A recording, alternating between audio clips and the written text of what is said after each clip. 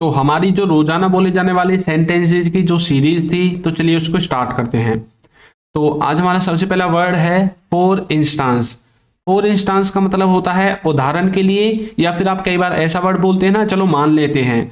तो उदाहरण के लिए या फिर मान लेते हैं या फिर माना, इन वाले सेंटेंसेस को बनाने के लिए आपको फॉर इंस्टांस का यूज करना पड़ेगा। एग्जाम्पल्स देखिए, माना आपके पास पैसे न हो, अब आप क्या करोगे। मतलब आप ऐसा मान रहे हैं, उदाहरण के लिए आप ऐसा अज्यूम कर रहे हैं, तो कैसे बोलेंगे, फॉर इंस्टांस माना आपके पास यू हैव नो मनी, पैसे ना हो, what would you do now, अब आप क्या करोगे। ठीक है, तो इस तरह से फॉर इंस्टांस का मतलब होता है उदाहरण के लिए या फिर माना। नेक्स्ट है फोरसेक। फोरसेक का मतलब होता है त्यागना, किसी चीज को त्यागना, वहां पर आप फोरसेक का यूज करते हैं। एग्जाम्पल्स देखिए, मैं अपने परिवार के लिए पैसे और शोहरत त्यागने के लिए तैयार हूं, यानी कि मैं पैसा और शोहरत दोनों चीज त्यागने के लिए तैयार हूं, सिर्फ और सिर्फ अपनी फैमिली के लिए। तो आप इस सेंटेंस को बनाएंगे, I am ready to forsake, मतलब मैं त्यागने के लिए तैयार हूं। फोरसेक का मतलब होता है त्यागना। I am ready to forsake my money and fame, मतलब मेरे मनी को और मेरे फेम को, दोनों को, फॉर माई फैमिली, मेरी फैमिली के लिए। मनी का मतलब होता है पैसा और फेम का मतलब होता है शोहरत। ठीक है, नेक्स्ट है for the time being. For the time being का मतलब होता है फिलहाल के लिए, यानी कि इस समय के लिए। कई बार आप बोलते हैं ना, भाई इस समय के लिए ना तुम चुप लगाओ, मतलब फॉर द टाइम बीइंग। ठीक है, देखिए एग्जांपल, फिलहाल इसे छोड़ दो, हम इसे बाद में करेंगे, यानी कि अभी से आप छोड़ दो, बाद में हम इसको कर लेंगे। तो बोलोगे leave it for the time being, इसको अभी के लिए छोड़ दो, we will do it later, मतलब हम इसे बाद में करेंगे। तो इस तरह से आप फॉर द टाइम बीइंग का इस्तेमाल करेंगे। एक और देखिए, मैं केवल कुछ समय के लिए यहाँ रह रहा हूं, यानी कि मैं यहाँ ज्यादा समय के लिए नहीं आया हूं, मैं बस अभी फिलहाल के लिए यहाँ पर रह रहा हूं, बाद में मैं चला जाऊंगा। तो I am living here just for the time being, मैं बस कुछ समय के लिए ही यहाँ पर रह रहा हूं। तो इस तरह से आप फॉर द टाइम बीइंग का इस्तेमाल कर सकते हैं, फिलहाल के लिए या फिर अभी के लिए। नेक्स्ट है मिडिस्ट या फिर अमिड। इन दोनों का ही मतलब होता है बीच में। जैसे आप बिटवीन का इस्तेमाल करते हैं ना, उसी तरह से मिडिस्ट और अमिड इनका भी यूज करते हैं। एग्जांपल्स देखिए, खाना खाने के बीच में ही मेरा फोन बजने लगा, मतलब जब मैं खाना खा रहा था उस टाइम पर बीच में ही मेरा फोन बजना स्टार्ट हो गया, रिंग स्टार्ट हो गई।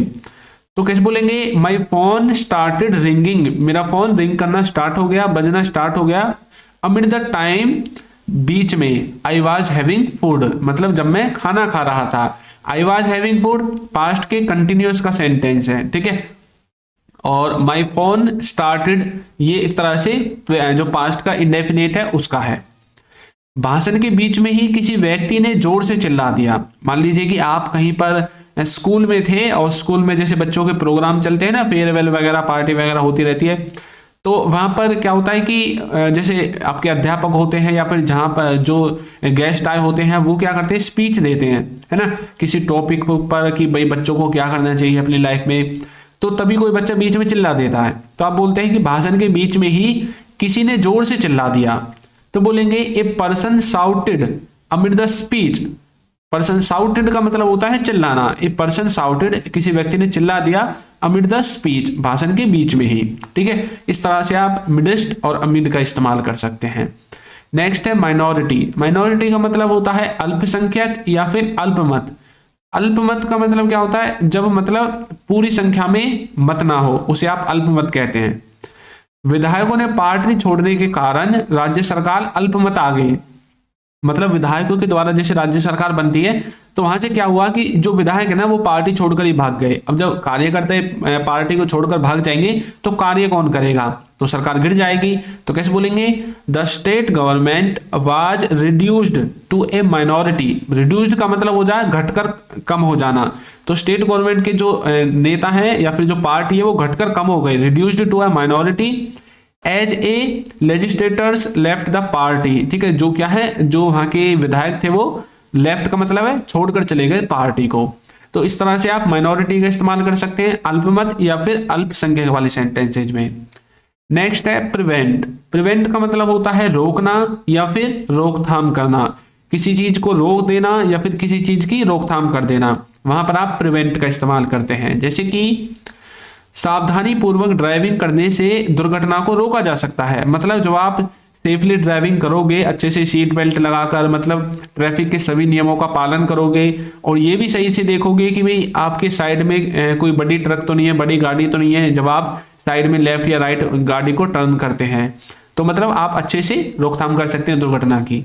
तो careful driving can prevent accidents, ठीक है। तो जो सावधानीपूर्वक जो ड्राइविंग होती है वो एक्सीडेंट को रोक देती है। प्रिवेंट का मतलब होता है रोक देना, एक्सीडेंट का मतलब होता है दुर्घटना को, ड्राइविंग का मतलब होता है जब आप किसी 4 व्हीलर वाहन को चलाते हैं, ड्राइव करते हैं, तो उसमें हम ड्राइविंग बोलते हैं। यदि आप बाइक चलाते हैं तो आप उसको राइडिंग बोलते हैं, राइड करना, ठीक है।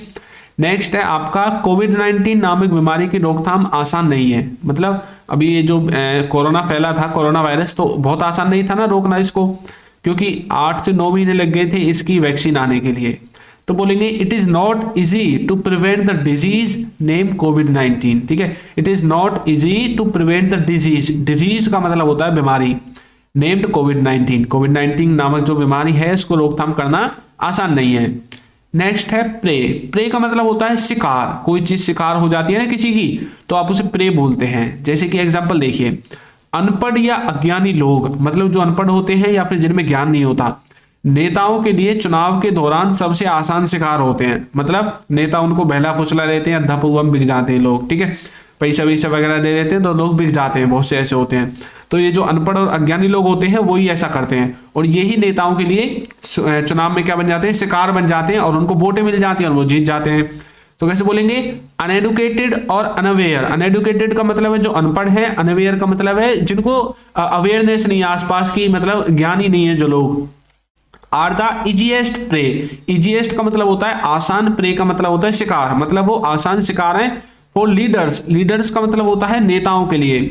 ड्यूरिंग का मतलब होता है किसी चीज के दौरान, किसके दौरान, ड्यूरिंग द इलेक्शंस, चुनाव के दौरान जो अनपढ़ और अज्ञानी लोग हैं वो नेताओं के लिए आसान शिकार होते हैं, ठीक है। इस तरह से आप प्रे का इस्तेमाल कर सकते हैं। वैसे तो शिकार शब्द का इस्तेमाल हम बहुत जगह पर करते हैं। नेक्स्ट है हेजिटेट, हेजिटेट का मतलब होता है संकोच करना या फिर झिझकना। जब आप किसी से झिझकते हैं या फिर संकोच करते हैं तो वहां पर आप हेजिटेट का इस्तेमाल करते हैं। जैसे कि कृपया सवाल पूछने में संकोच ना करें, आप किसी व्यक्ति को बोल रहे हैं कि भैया सवाल पूछने में कोई संकोच मत करना, पूछो जो कुछ तुम्हें पूछना है, तो बोल सकते हैं please don't hesitate to ask questions, please don't hesitate to ask questions. क्या आप इंग्लिश में बोलते समय झिझकते हैं? Do you hesitate while speaking in English? Do you hesitate while speaking in English? तो क्या आप इंग्लिश में बोलते समय झिझकते हैं? तो इस तरह से आप हेजिटेट का इस्तेमाल कर सकते हैं, किसी चीज में झिझकना या किसी चीज में संकोच करना, इस वाले सेंस में। नेक्स्ट है प्राइसलेस, प्राइसलेस का मतलब होता है अनमोल या फिर बहुमूल्य, मतलब जिसका कोई प्राइस ही ना हो, प्राइसलेस जिसका कोई प्राइस ही ना हो, ठीक है। जैसे कि ताजमहल भारतीयों के लिए एक अनमोल विरासत है, तो बोलेंगे the Taj Mahal is a priceless legacy for the Indians. Legacy मतलब विरासत है, ठीक है। तो जो ताजमहल है वो प्राइसलेस है हमारे लिए।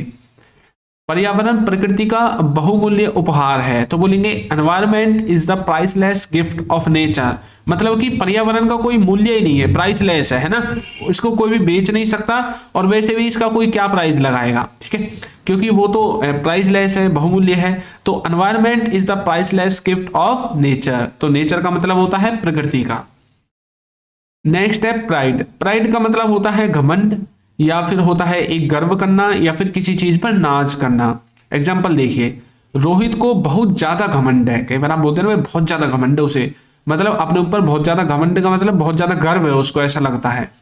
तो बोलेंगे Rohit has too much pride, मतलब रोहित को बहुत ज्यादा घमंड है। नेक्स्ट है क्या आप अपने काम पर गर्व करते हैं, मतलब अपने जो काम करते हैं उस पर नाज करते हैं। तो बोलेंगे do you take pride in your work, do you take pride in your work. Next है हिंडर, हिंडर का मतलब होता है किसी चीज को रोकना या किसी चीज में अड़चन डालना, किसी चीज में अड़चन डाल देते हैं जैसे लोग, तो वहां पर आप हिंडर का इस्तेमाल करते हैं। इस काम में अड़चन मत डालो, तो बोलेंगे don't hinder in this work, don't hinder in this work, इस काम में अड़चन मत डालो।